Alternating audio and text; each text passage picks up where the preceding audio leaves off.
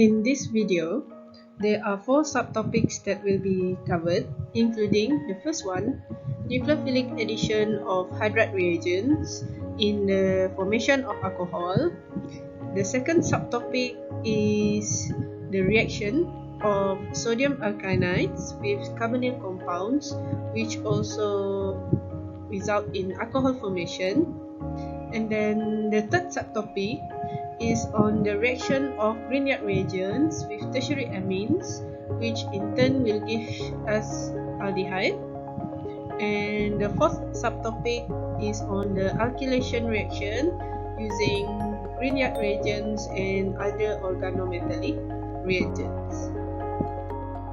Let's take a look at the first subtopic, which is on the formation of alcohol through nucleophilic addition of hydride reagents. What does it mean by hydride reagents is when we look at a reagent and it contains lots of hydrogen. For example, this sodium borohydride. So these hydride reagents are very useful in what we call as reduction reaction. If you look at the example here, if we have aldehyde, when an aldehyde undergo reduction reaction with hydride reagents in ethanol solvent, so it will give us primary alcohol. But when we have a ketone, so if ketone undergo reduction reaction using hydride reagents in ethanol, it will give us secondary alcohol.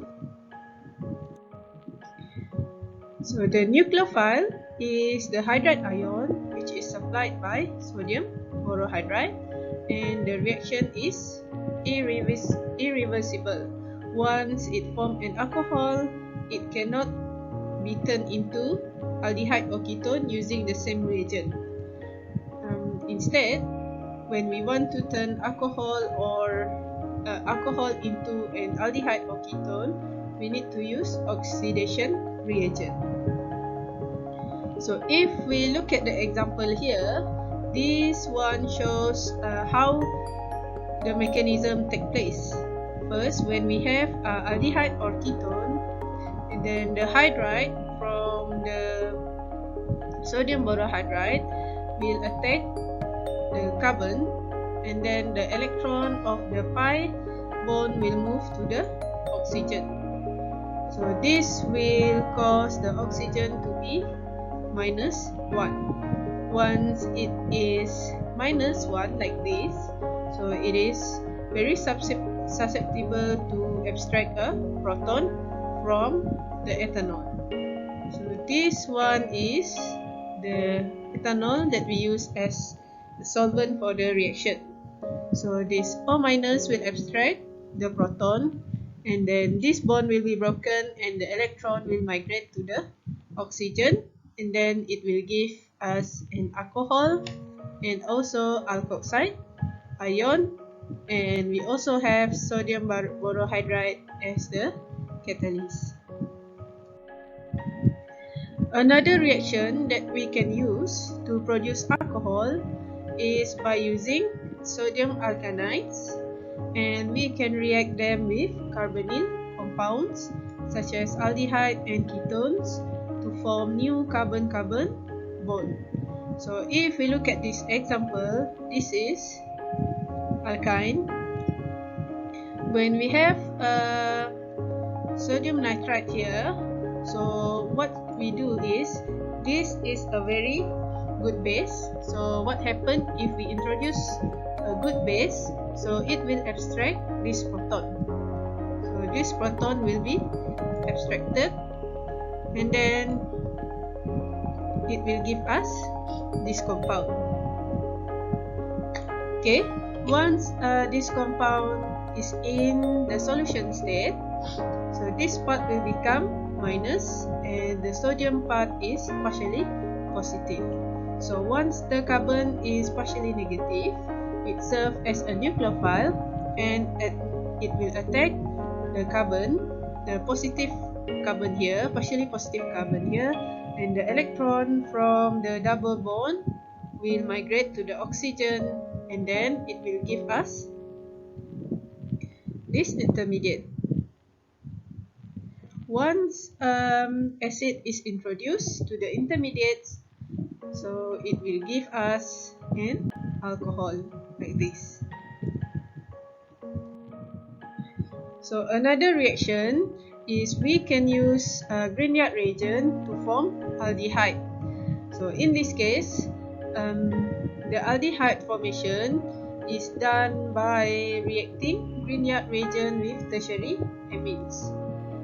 If we look at the tertiary amines, this is an example of tertiary amine where it has quite a number of R group. Okay, however, this Nr2 group from the amine is a very poor leaving group, but when we do a reaction, the Nr2H+ that formed during the workup is an excellent leaving group. Okay, we can look at the example here. This is our Grignard reagent. So what happened is that we always know that X here means, for example, R group, R group here. So X here means halogen. So if we have R group, so normally R group is minus and this Mg is plus. Okay, what will happen? This R group, the carbon from this R group is -1 charge and it will attack this carbon, and then the electron from this double bond will migrate to the oxygen and it will give us this complex.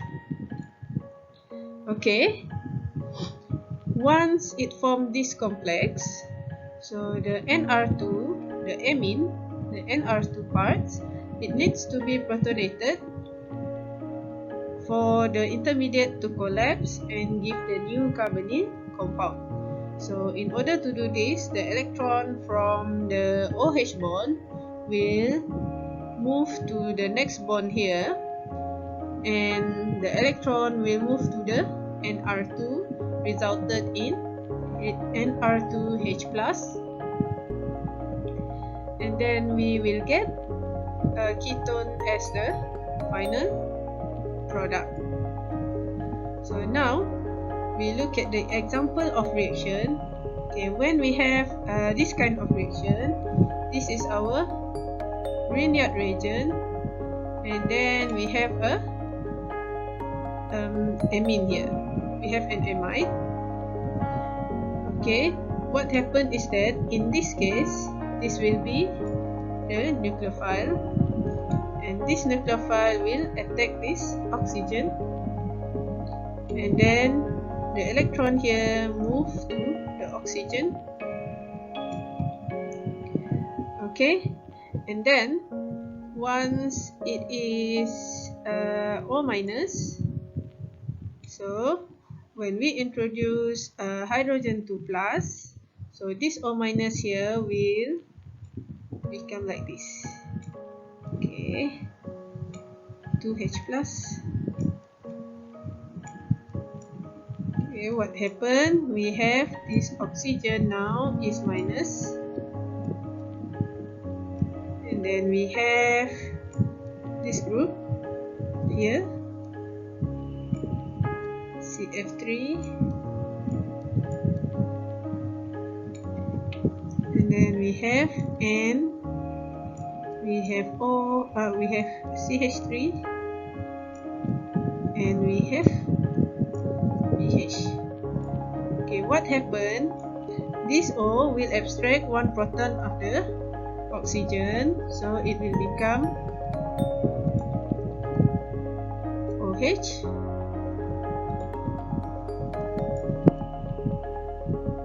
Okay, so what happened to this OH?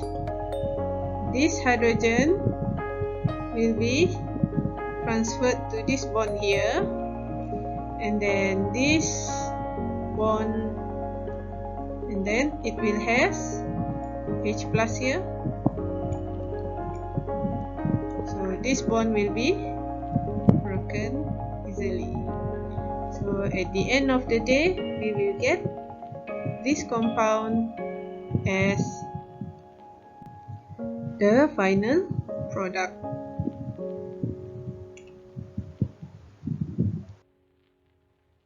Other than that reaction, we can also carry out alkylation reaction using Grignard reagents. Okay, in the same way that Grignard reagents undergo acylation with carbonyl compounds, they also can undergo alkylation to give alkanes. Okay, for example, if we have R1 group here, this is the Grignard reagent, and then when we react with hydrogen halide, for example, or alkyl halide, for example, so we will get a new compound with a longer carbon-carbon chain, and then we will have MgXY. Y comes from the starting material and MgX comes from the Grignard reagent. Okay, to carry out this reaction, we can also use sulfonates. However, if we use sulfonates, the reaction is not very successful because they are formation of various side reaction which we do not prefer in organic reactions. Yeah? And due to the formation of side products, we can also use other organometallic reagents other than Grignard reagent. For example, we can use organolithium, organocopper, organozinc, and also organocadmium.